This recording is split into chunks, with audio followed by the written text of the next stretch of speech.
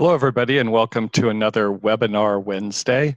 Let me introduce myself. For those of you who don't know me, my name is Ross Barefoot, and I'm the Chief SEO Strategist at Horizon Web Marketing. I also wear a hat as the President of the Search Engine Academy, and I'm not going to linger too much on my experience in this particular industry because I've got a ton of stuff to show you today that's way more interesting than my background. But basically, I've been around programming, web development, SEO for quite a few years. Started SEO in 2002 and have been doing it ever since. Now, with regard to Horizon Web Marketing, one of my professional organizations, Horizon Web Marketing is a boutique web marketing agency. We also are a SEO training organization, and we endeavor to try to provide information, particularly to business people, but also to SEO professionals about how they can improve their digital marketing. Horizon is headquartered in Las Vegas, Nevada. I work remotely. I'm currently in Western Colorado, where we've got a pretty dramatic change in the weather going on here. They're actually expecting a blizzard over on the other side of the mountains. Kind of hard to imagine in April. In any case, I do SEO workshop training in Denver. I'm glad I'm not doing it today. Also in Las Vegas and Salt Lake City. And so if you need any more information, don't hesitate to reach out to Horizon. We also offer online SEO training and webinars through our teaching portal, which is academy.horizonwebmarketing.com. Now, here's how this particular webinar course is organized. It's envisioned basically as part of a training series of 3 webinars for YouTube optimization. So it's not complete in and of itself, although what you'll learn today, we think that you can start putting to practice right away. And particularly today, a lot of what we're teaching is going to be useful for you in terms of just your general digital marketing and even your business research, market research, and so forth. And so definitely you'll be learning a lot of value, but if you're able to attend all 3 of the sessions, YouTube optimizations part 1, 2, and 3, you're going to get the most out of it. They are spaced out a little bit. The next webinar is going to be June 5th. And on any of those, if you miss them, just make sure you register for the webinar. You're on our email list once you've registered for this one, and you'll get notices. If there's a scheduling conflict, go ahead and register and you'll get free access. I'm also going to give you just a little bit of a heads up when it comes to how I'm presenting. I have PowerPoint slides. I've got more than I should, but I break away from my PowerPoint slides pretty frequently to do demos. One of the reasons I have these PowerPoints is because later you'll get a PDF. It'll be in the course materials. You have a PDF so that you're able to kind of walk through the PDF and see the examples without necessarily having to watch a video demo. So that's why I try to include enough PowerPoints that the PDF is going to be meaningful even if someone's not watching a video. And we already talked here about long-term access being through academy.horizonwebmarketing.com. So here's what we're going to cover in this set of lessons. We're just going to do a basic overview as to why YouTube is so important. You probably suspect that it is, or you wouldn't be on this webinar today. And why it's important not just for some types of businesses, but for most businesses, if not all businesses who want to succeed online.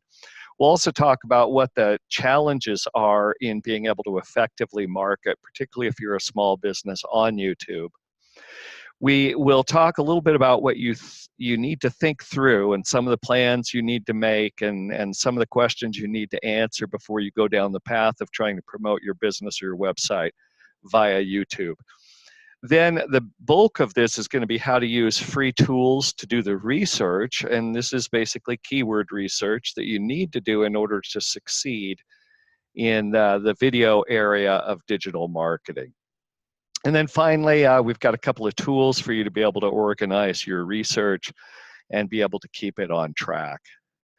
Now, before we get into the basics, I'm actually going to launch a poll because I'd like to get an idea as to whether you're already using YouTube or not.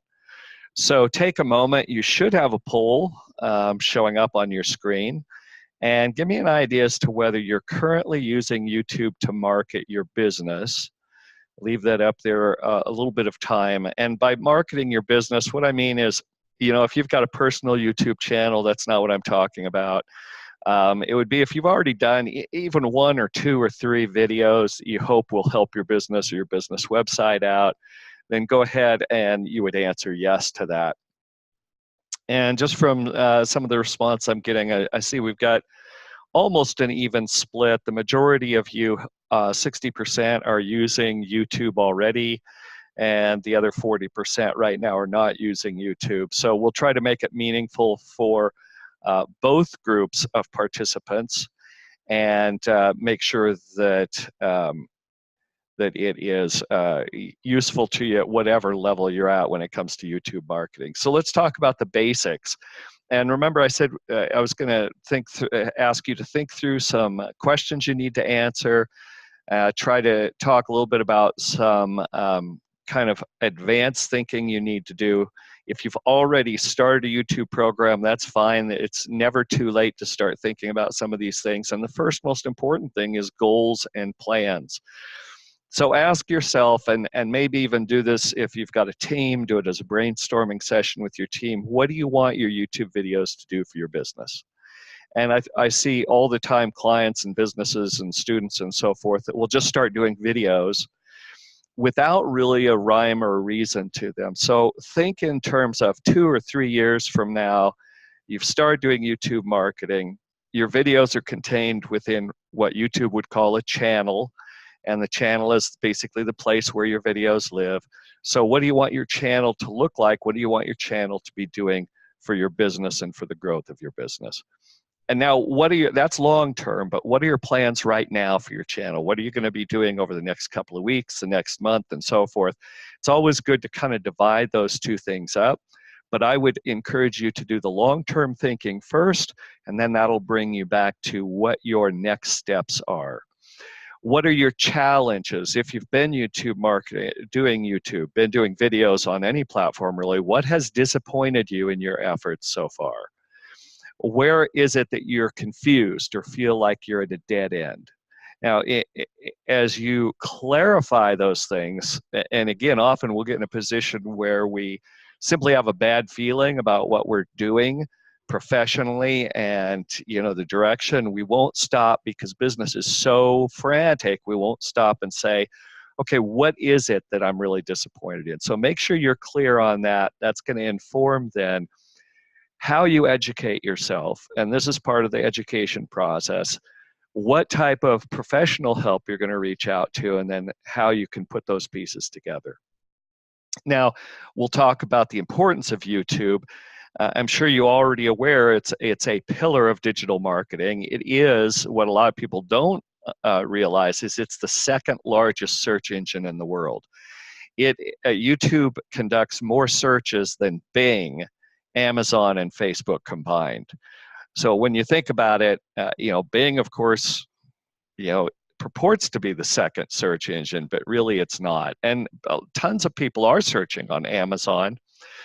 Probably a lot fewer on Facebook, but just seeing that YouTube eclipses those shows us that it's important. But in addition, YouTube is the way Google is able to put it cynically, put more of an imprint on the lives of people, and so they really push that. They want to see engagement. They're a little bit jealous of the fact that a lot of people waste huge chunks of their life on Facebook or Instagram. So YouTube, though, is a place where people tend to spend a lot of time. They'll spend 40 minutes or more in a session on YouTube. And YouTube streams to so many people. It's not just the average session. 1.8 billion monthly logged in users. That particularly has meaning when you think about the fact that you don't have to log in order to view things on YouTube. Video is becoming very important, not just on the YouTube platform, but also in Google's search results. So beyond operating as its own go-to website and search platform, these videos from YouTube are showing up with great frequency in normal search results. And so you can see an example of this, and I'm sure you've encountered it in your own searching, where the videos that are returned as a result of what you've queried the search engine will display toward the top. And this particular layout right here that you see with 3 across and then a little arrow that allows you to browse across, that's called a carousel, whether it's videos or news results or whatever. So a video carousel will often come up, and it'll come up on certain types of searches and not other kinds of searches. Now, one of the most important aspects of the video marketing is this whole notion of developing brand recognition. And we do this for clients all the time because, first of all, Google respects brands, and they tend to give you better search results if you have a recognizable and developed brand. Secondly, once you have a brand that you've developed, then people will tend to search using the brand, which cuts through a lot of the chance of losing the particular searcher to a competitor. So if you see somebody who has an affinity, let's say, for Mercedes cars, and they go online and they search for Mercedes instead of just searching for luxury cars, it's more likely that Mercedes is going to keep that person in their orbit. And that's the case with even small brands. Probably will be the case for some of your brands, those of you who are watching and who are developing a brand name. Now, videos create a lot of that persistent brand affinity because you're engaged with it for a period of time. So it's a little bit better than just having a banner ad go by with your brand name. Those things can be important and powerful, but videos really are able to create more of a connection with people's thinking. Those are on the plus side. Okay, so that's why we want to market on YouTube. But what are the challenges in YouTube marketing? Well, I'm sure for those of you who've done YouTube marketing, you've already discovered it's not just about making a video. Even if you make a high quality video, just making the video is not enough to succeed. And the reason is just the amount of competition. YouTube is so vast, it has so much on it. As I've got a stat here, every day 576,000 hours of video are uploaded. That's just a almost incomprehensible statistic. So 400 hours of watching of video that's been created goes up every minute. That equals a tremendous amount of competition. So it's just a question of trying to be heard above the noise of the platform. That's the most important challenge that all of us face when it comes to YouTube marketing. Well, let's talk a little bit now, going back to this whole notion of goals. Let's set conversion goals. If you've attended some of my other webinars around SEO, and other aspects of digital marketing, you'll know that I talk frequently about conversions. Conversion is basically when you have someone who is engaging with your website, or in this case, your YouTube channel, and you want them to become, to in effect, adopt a more useful role. You want them to take an action in order to move them along in engaging with your brand or becoming a customer. And so you have to ask yourself, just like with your website, what do you want to happen when somebody is viewing one of your videos? Here's some of the things that you can think about. And as you're thinking about, just remember, it's best to think about these questions and work through them every time you make a video. Some videos will have different conversion goals than other videos. So, and you may have already made some videos and have not thought through what you want the conversion goal to be. If you go through this whole series, I'll show you, not in this part, but in the second part, I'll show you how you can embed messages into an optimization process for your videos. So you still are able to go back and try to create conversion goals, but it's a lot better if you can create those conversion goals early on in the process. So what is a conversion? Let's talk about what constitutes a conversion when it comes to YouTube. It's a conversion whenever someone who is watching your video becomes something else, and that is, so you've got a video watcher, Let's say you want them to subscribe to your channel, then they become a subscriber. Or you want them to share the video. Maybe it's a conversion is just someone who starts videos and you want to convert them into someone who is engaged with the video all the way to the end. Or perhaps someone who will pose a question, who will make a purchase, of course. That's a very obvious one. And then basically you have in any of those areas a way where the watcher is moving along a path that you want them to take in order to become, ultimately, for most of us, a customer. Now, you may be interested in any of those things, but for a specific video, it's best if you say, okay, what is the number one conversion that we want to happen for this particular video? And then be able to clarify that along those lines. If you have as an ultimate goal that you want a video watcher to become let's say, a purchaser of a product, then you're going to have a path that you want to take them along. For example, if you have as a goal that you basically want someone to become a more engaged viewer, well, what would the purpose would be? It's not simply just to make another purchase. So someone who's an engaged viewer creates more watch time for your channel. And as we'll learn as we go through this series, you'll be able to see that that gives your channel more authority. So in a certain respect, you might look for example, a series of videos that are primarily focused on creating engaged viewers, not even thinking about getting those viewers to make a purchase, but merely to establish authority for your YouTube channel. So you can see how sometimes the conversion that you're aiming for is a little bit more subtle than just, oh, I want somebody to buy something from me. And this goes back, again, just another sub point on this particular purpose is the brand recognition. The other thing is that engaged viewers are more likely to subscribe, and the number of subscribers is going to affect how successful your channel is.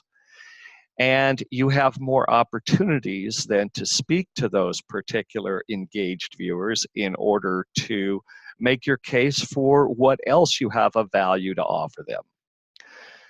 Well, let's take another conversion path, and that is getting the viewer to visit your website. Now, this is a more difficult conversion to accomplish on YouTube. Unless you've met some really steep thresholds, you can't create a link within the frame of your video. In other words, you can't create a hotspot in your video where someone can click and go to your website. You used to be able to do that. Now, in order to do something like that, to even come close to it, you have to have at least 1,000 subscribers. And you know that for a small brand, it takes a while to get to 1,000 subscribers. However, you can call out a link in the video. A visitor will have to type it in, but if you say, please visit, www whatever, then you can verbally encourage a visit to your website. You can also embed still a hyperlink, an actual clickable link in the description below of your video. That's sometimes a little more difficult to get people to open that up. And then you can mention it audibly in the video. So all of those are ways to try to encourage people to visit your website from your video. Now, calls to action are indispensable, and that's the case in any aspect of marketing. Those are explicit requests, and as I put here, even commands, so they're an imperative, and it encourages your watchers to do something. It's always going to be a verb. So if you're wondering whether you have a call to action, whether it's on your web page or in your video, go through it and study it. Do you have a verb such as watch this other video that I've made, or visit our website to find out the full story, or subscribe now and here's what you'll get? Share your question in the comments is one that sometimes producers of videos forget to do, and that is to ask people to comment on the videos, and that's actually something that's fairly important. Now, we've talked about calls to action, setting goals, what conversions are, the opportunities of YouTube, some of the challenges that we face in YouTube marketing. Now we're going to start with actually the first step in what I would consider to be the YouTube optimization process. And that step is going to be keyword research. Now, keyword research webinars always get really good attendance because a lot of people who are interested in digital marketing are interested in how to research keywords. And sometimes it can be almost overwhelming. What does keyword research mean? This is going to be a particular flavor of keyword research. It's going to look similar to many of you who have done keyword research, let's say for SEO, but it's going to be specific to the notion of trying to improve your YouTube efforts. Well, what are the reasons? Just to review, it increases your chances of connecting with a viewer who will convert. You don't want just viewers. You want a viewer who will convert. It also helps you to save time and creative energy. This is especially important when it comes to videos. How is it useful to you if you're spending your time, and it takes a fair amount of time, you probably know, to make videos? How does it help you if you're making videos that are about things that people have no interest in? And again, this is something I see repeated. I've done it myself. I've made videos about things that turns out nobody really cared about. Well, that time could have been spent much more effectively looking to make videos for things that people do care about. The keyword research aspect helps you to know your audience. And part of that is that if you know your audience, you can improve the engagement of your audience with your videos. When you create videos that answer real questions, you're going to address those things that are urgent and important to your audience. And all of your efforts are going to be so much more successful once you've been able to do that. So here's the goal of our keyword research. We want to find search terms where the typical searcher would be part of our target audience, and the conventional, and here's the part that's unique to the video marketing, the conventional Google search results display videos. And then finally, we need to have it where enough people show interest in searching that it's going to make your efforts worthwhile to actually produce a video and go to all that trouble to be able to do it. As in most of these, the best free tool for keyword research is still, in my opinion, Google's Keyword Planner. And I'm going to emphasize here free tool. I think it's really indisputable that it's the best free tool. There's a lot of controversy about whether it can compete with some of the paid tools out there. But we're usually broadcasting and we're usually teaching and interacting with businesses who don't want to spend $1,000 or $2,000 or $4,000 or $5,000 a year on a professional SEO tool. Keyword Planner is the one tool that does not require that. However, you do need to go jump through some hoops in order to make use of Google's Keyword Planner. What you'll need is a Google Ads account.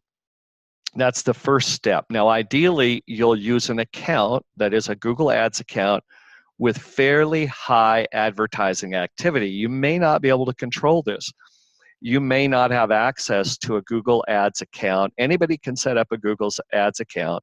You don't need a minimum amount, although Google is starting to make it more difficult to get away with not having any activity. But still, you can run a Google Ads account without activity, but Google won't give you the best data if you do that. So if you have the option of using an account that has quite a bit of advertising activity, you're going to get the best data from that. Only those accounts get, and this is the key difference, only those accounts that are spending money with Google get volume estimates for keyword searches. And we'll talk in a minute about volume estimates. There's a workaround to this if you don't want to do Google advertising, or if your Google advertising account is so small, Google's giving you lousy data. There's a workaround. I don't know if we're going to have time to cover the workaround in the Q&A. And so if you're interested in hearing about the workaround, you can drop that in the Q&A or in the chat, and I'll try to cover it at the end if I have time for that. And otherwise, I'll figure out a way to let you know how to do it.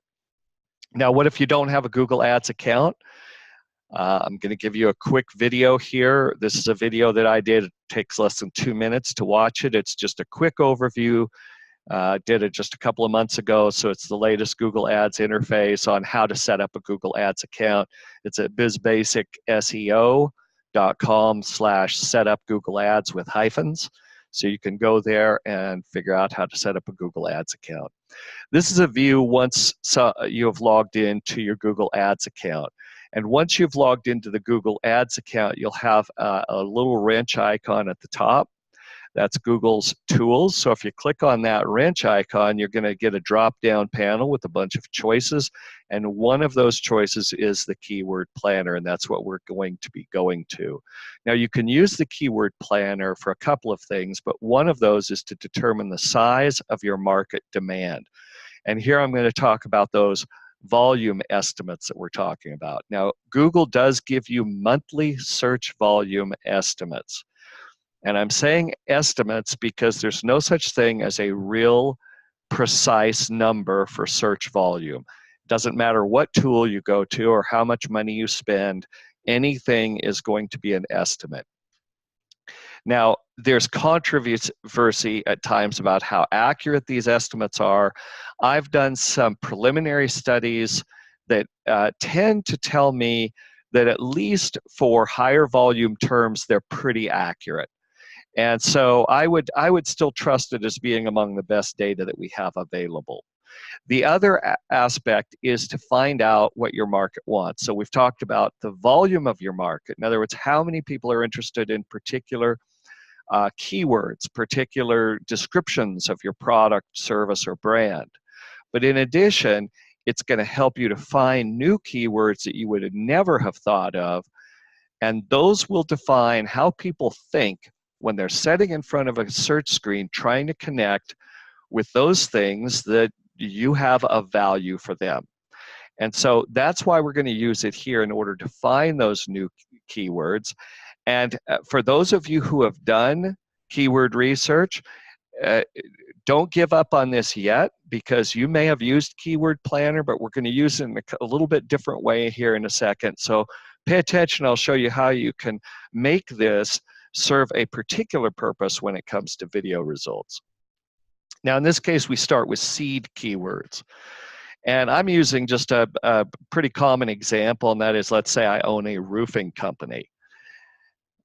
Then, therefore, what I'm going to be interested in is, for example, roofing and roofers. And these are typically general terms that define a particular market. Now, some people would think in terms of roofing companies. I think in terms of roofers, probably because when I was a young man, one of my best friends was a roofer, and he always talked about how he was a roofer and his dad was a roofer and all this stuff. So it's kind of embedded in my psyche to think in terms of roofers rather than roofing companies. So we plug those two into our tool, and then we want to try to cast a fairly wide fairly wide net, pardon me. And up at the top of the keyword planner, you have a chance to be able to refine your search to a very specific local area, a specific language, and usually you're looking at Google Search Network, so that's not as so specific. But when it comes to locations, if you have narrowed your search down to, let's say, just the city you live in, I'd encourage you for this purpose to leave it at United States. If you're in another country, I'd leave it in either the country or region in which you're located, so that you've got a fairly broad selection of terms. The thing about Google and the whole accuracy of their data is, if you get down to where they don't have very much volume to show you, I think that's where the data becomes much less accurate. So we want to try to see comparative data. In other words, how is one term maybe more popular or less popular than another? And then once you bring back some results, we're going to narrow our list. Now, at this point is where I'm going to switch over to a kind of a demo mode. And so let me just go over to one of my windows that I have open for that. And here I'm logged in live to Google Ads and to an account that's not being in use right now. And you can see I've put in, I'm going to make this a little bigger just to make sure you can see my screen. I've put in roofing and roofers, and I've clicked on Get Results, And notice how I have been, that Google is displaying to me a number of different things within the keyword planner. First thing that's kind of an interesting thing to me is Google doesn't think the way I do, because notice, usually they'll put the terms that you used as your seeds, they'll usually put those at the top. But in this case, notice how they dropped the word roofers from my search, as if that wasn't really something that was valid. And here's where you get into an area that can be frustrating with Google Ads and with the keyword planner. Google will make certain decisions. For example, combining singulars and plurals. Sometimes they'll reject the word you put in and put in a synonym instead. So be prepared for some of that ambiguity to be part of your keyword research, whether you're doing it for SEO or for YouTube optimization. So here we have a list of a lot of different terms, and what I can see from these terms is a lot of them don't really give me an idea of something that would really lend itself to a video, because all of this is about, well, how do I optimize so that my YouTube channel will be able to promote my business? But when it comes to like gable roof, do we really do a video just for gable roof or hip roof or some of these other things that are pretty static, where it's almost like people are just looking for a quick definition in their terms? So the next thing that we need to do is, once we have a fair output, we want to try to narrow that output. And so let's switch it up a little bit, and here's how I'm going to switch it up. And these are, I'm going to bounce back and forth between screen captures and the demo. We expanded the reach, and we're going to expand it a bit more. Remember how Google dropped roofers from my query?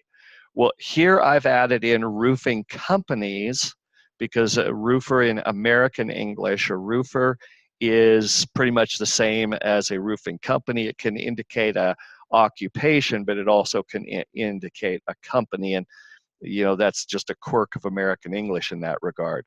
So I've added roofing companies, and then now what I'm going to do, and I'm going to go back and do the same thing with my live interface.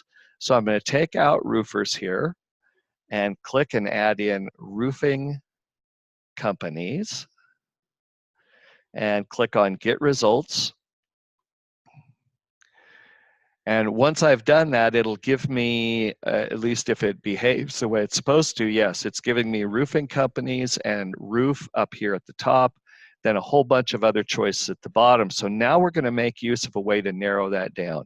We can see that Google has found a total of almost 2,000 keyword ideas, and we're going to do something called adding a filter. So once we add a filter, it allows us to narrow these results. The particular filter I'm going to use is a filter called keyword text. And you probably saw, let me just, because I did that pretty quickly, right here is where they have a bar where you can add filters. And notice that one of these choices is add a filter. So now I'm going to select keyword text, and I'm going to add in a word that is really important when it comes to video marketing: how. So I'll click and I'll filter based on that particular keyword, which was how. And Google is being a little bit fussy with me right now for some reason. And it could be because the type of account that I'm in right now is a suspended account. I'm going to drop back and show you what this looks like once I added how to my search. And here I did it to screen captures. I always do screen captures beforehand in case Google gets a little bit fussy with me. So once I added how, then these are the only 3 results that I got on my previous search: how to roof a house, how to reshingle a roof, and how to roof. So in each of those cases, why do I type in the word how? If you've done any video searching, you probably have noticed that when Google sees how in a query, they are far more likely to show a results page that has videos on it. And so in this case, I'm looking for search terms. Remember what the goal of our keyword research here was, to find search terms where videos would be displayed on the page. And here I've gone and tested this by going to a search results page. You'll see the query at the top, right up here, how to reshingle a roof. And notice that a video carousel is right up towards the top of the search results. So this definitely has supported our theory that Google is going to want to show search results at the top. We've tested it out by looking at a search engine results page, and we see that is the case. Let's take another one of these. One of the other results that was returned was how to roof a house. Now this SERP even shows a featured video. A featured video is this video right at the top where Google will take one of the video results. In this case, you can see it down below also in the carousel, and they'll put that featured video at the top. That's fairly unusual for them to do that. Well, what does it tell us that they devote so much real estate, so much screen real estate on this particular search results page to video results? Well, there's an implication about the type of searcher. Google is all about trying to satisfy what searchers want. In this case, Google's algorithms have made a determination that the type of person who searches on how to roof a house is the type of person who wants video content. Now, the way this spills over to YouTube is this gives us by implication an idea that this is a term that's probably a high volume search term on YouTube. It's difficult for us to find out search volume on YouTube because remember I showed you the search volume in Google Ads? Google does not offer any kind of volume estimates for Google or for YouTube searches. So this is why we're going through this process. We're trying to see, okay, what would be a relatively popular term where our videos would stand a chance of being seen both in a search on YouTube and in a search on Google, and where a lot of people on YouTube would be searching for that particular video. And this is one of the ways we can tie those two things together. Now, some of the paid tools, at least the one that I know of, Ahrefs, Ahrefs, it is a paid tool, paid service, and they do estimate YouTube volume. But this is a way that you can extrapolate YouTube volume from what you see in normal search results. Now, let's do a new seed term, and that is we've typed in up here at the top, how to reshingle a house. And that's one of the terms that we had. And in this case, we're going to refine using this choice. And this choice is related ideas. And I'm actually going to go back to my account here because I'm not getting this on this particular search. And you guys are with me as I'm doing a completely unscripted moment here, how to reshingle a roof. Because I'm noticing right now Google Keyword Planner is giving me different behavior. Notice down here, see how the behavior is different? It's telling me exclude adult ideas. This is so interesting to me. And we go back and Google gave me a choice here in this account, how to reshingle a house. For how to reshingle a house, they gave me a choice called related ideas. Google does this all the time, and so you've got to be prepared for it, that at times they will tell you, they will give you different choices depending on what type of an account you have with them. So I'm going to go back here and try it again with a different account. Bear with me a second. Yep, it related to the account. So I have to forewarn you that this right here, see where it says related ideas over at the left, that seems to be something they only offered with an active account. So if you don't have that, you know, it may be that you just don't have an account that has enough activity for Google to offer that. But if you do, then you've got a choice where you can select closely related ideas. And once you select closely related ideas, notice there's only a few.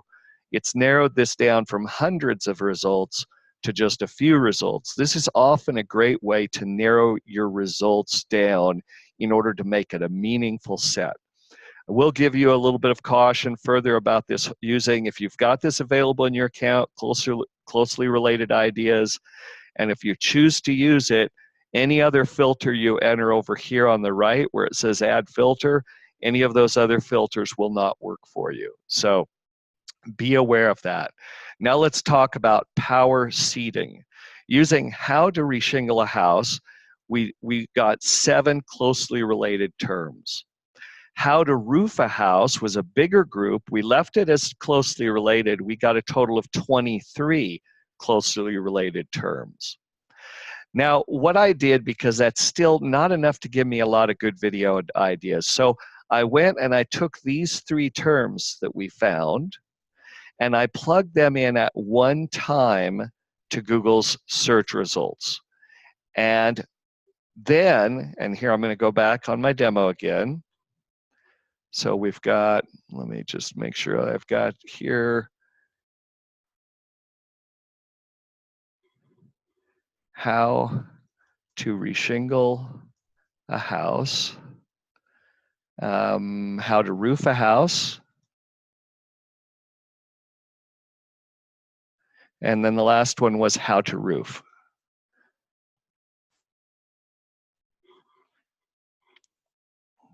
And we'll get the results on that. All right. So now that I've done this, notice how I'm showing closely related ideas. And Google found 209 keyword ideas.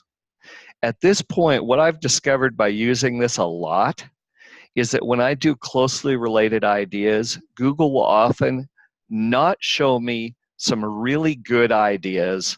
They'll make a choice that some good ideas are not closely related enough. And I really don't like not having that kind of control. So I'm going to switch this back to broadly related ideas. And now I'm going to add back in, remember how we started with that filter where we put in the word how? So I'm going to go ahead, apply the keyword how. When I typed in roof and roofing companies and filtered with this word how, I got a total of about, what was it, about 3 results. But now when I take those 3 results and plug them in up here at the top, like that, and use those, and then plug in my, my filtered word how, now suddenly I have 386 keyword ideas. Now let's take a look at these keyword ideas. How to reshingle a roof, how much does it cost to replace a roof, how to repair a roof, how to repair a roof leak, how to install metal roofing, how to roof a house with shingles. At this point, you might be asking yourself, okay, well, why is this of interest for YouTube marketing? Here's the way I would speculate about this if I was a roofing company and I wanted to market my company with a YouTube channel. I would see tons of people want to repair their own roof. Let's say 100 people watch a video and I give them a good video that shows them how to repair a roof. They suddenly now realize it's not as easy as they thought. Who are they going to call? I would think that many of them, if not most of them, would call the company that's been trying to help them. And this is where YouTube marketing creates brand affinity, because you've done your job of trying to help somebody out, and you're there to be able to help them if they need a professional to be able to get involved. Now, I'm going to give you a few other choices, and unfortunately we're just working with keyword research today, and then taking this keyword research and turning it into an action plan will be part 2 of our series, just because I want you to have the fundamentals down of how to do this, this keyword research before you start putting effort into your videos. So I'm going to show you a couple of other ways that you can get ideas for your own keyword research. One of those is use Google's tool, which is searches related to. Whenever you do a search, for example, in this case, we did a search on how to roof. At the bottom of the search results page, Google will give you other suggestions. Related to how to roof are all these other questions, each one of which can become either a video or can become a seed for further keyword research. Now, another cousin to that is people also ask. So you can see people also ask, questions are given in this one with regard to the phrase how to roof around.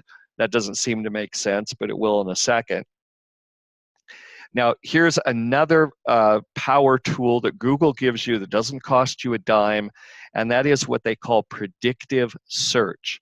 So predictive search is what we all have come to rely on as something that's a little bit easier than coming up with our own search terms.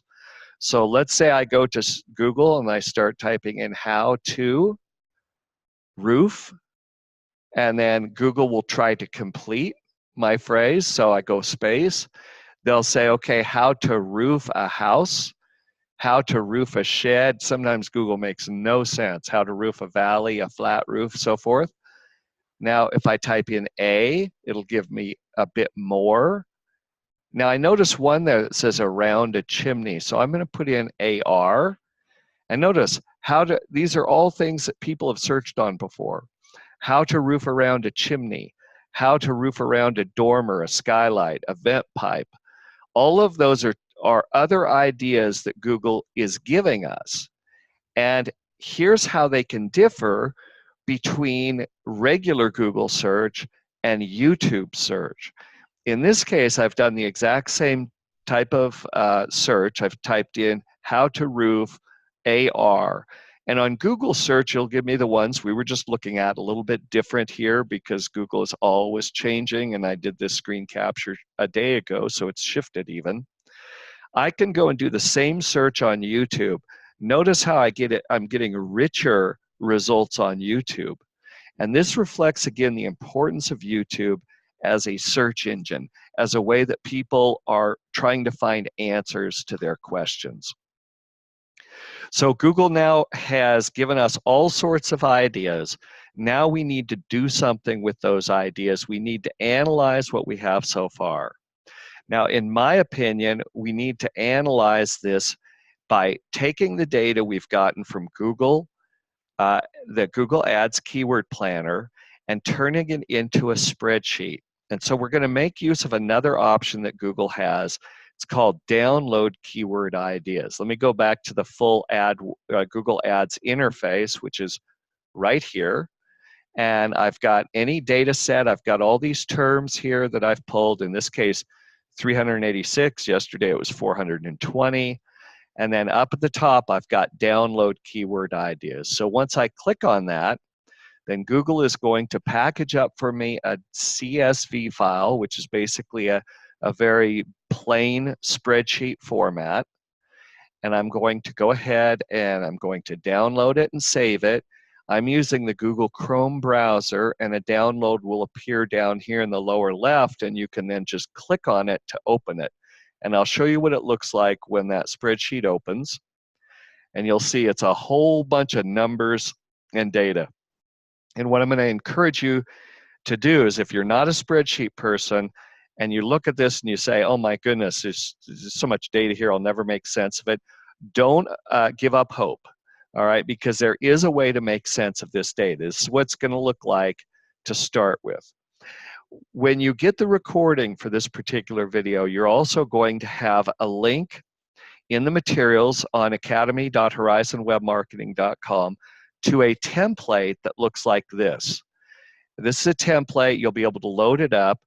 And then I've given you a method, and you'll be able to see how I've taken the data from Google's ads downloads, and I've plugged it into this spreadsheet. And as we go into the next segment, into the next webinar, which is basically the next segment of this YouTube optimization process, what we will be doing is we'll be taking all of this data and we're going to turn it very simply into an action list that then we can use for the optimization. The first step of that, though, is to, and here's what I did in order to set the stage for that, is I did another seed that I didn't do during our presentation. I did this beforehand, called installing metal roofing. So that when I say a seed, just by way of review, I typed in installing metal roofing here in the Google Ads Keyword Planner tool, their keyword discovery tool. So I typed that in. I got the results for how to install, for installing metal roofing, and then I filtered it based on that word, how, and I put all of them into a tab of an Excel spreadsheet. And again, this is going to be a tab that you're going to have, or is this going to be a document that you can download and use for your own results. Now, next time in our next webinar, what we'll do is we'll take these results that we've downloaded, we're going to put them together. We're going to determine which of these targets are the most effective for us. We're also going to determine how we can tie them to videos that we have already made and determine which of those videos are going to be that we can retro optimize, and then which videos we might want to create in order to optimize for the future. Unfortunately, that's all the time that we have. We're going to have, this is one of these webinars where I have to kind of stop in mid-thought, but I'm hopeful that you'll be able to come back in order to see part 2, or at least we'll register for part 2 so that we can complete the process that we've started here. In the meantime, what I'd like to suggest that you do is go and do some of your own keyword research for videos that might bring customers to your business. Now, fortunately, we've gone a little long here, so we don't have time to deal with too many questions. I've got just a couple here to deal with, so I'm going to go ahead and deal with those questions before we run out of time on the hour. So the first question is, what other tools are there out there besides Google Ads for keyword research? And there are quite a few tools that are out there. Most of them are tools that you have to pay for, but I'll show you just a couple that you might want to keep track of. One of them is a tool called Ubersuggest. And so Ubersuggest is a keyword suggestion tool, and it actually is still free. So you can go to Ubersuggest, and sometimes this is easier than going to Google Keyword Planner. The only thing that's a little bit cumbersome in this process is it is run by a guy named Neil Patel, who's a very successful, very clever marketer. So he's constantly going to be trying to get your email address from you. And so what you can do is use Ubersuggest sort of as a fill-in for Google Ads. Some of the best paid tools are Ahrefs, SEMrush, and Moz. Those are probably the 3 big names. So keep those in mind as far as another keyword tool, particularly if you have some budget to invest in this. All right, one last question, and that question is, how do you do the workaround for volume figures? Unfortunately, I don't have time to show you that workaround for today. I'll just tell you it has to do with taking these terms here and moving these terms actually into Google's Keyword Planner. I have a webinar I did before where I showed you a method for that. What I'll try to do is send you a link to that webinar. It's a little bit older and uses the older Google Ads interface, but that will give you an idea how you can do a workaround on some of Google's restrictions if your account is not one that's using, it has a lot of advertising activity going on. All right, so those were the questions that we had for today and that we have time to deal with. And please feel free to reach out to me separately with any questions. My email address is ross@horizonwebmarketing.com. It looks like just in time, my battery's about to die. And so thank you very much for being part of this particular webinar. And again, I very much hope that you'll join us for parts 2 and 3 and continue on this process. We have had really good success at applying video marketing to our own marketing efforts, and we've been able to see triple-digit % increases in our video marketing over the past year. I see no reason why you wouldn't be able to do the same. So I'll talk to you next time around, and thank you again for being in attendance today for this webinar. Bye for now.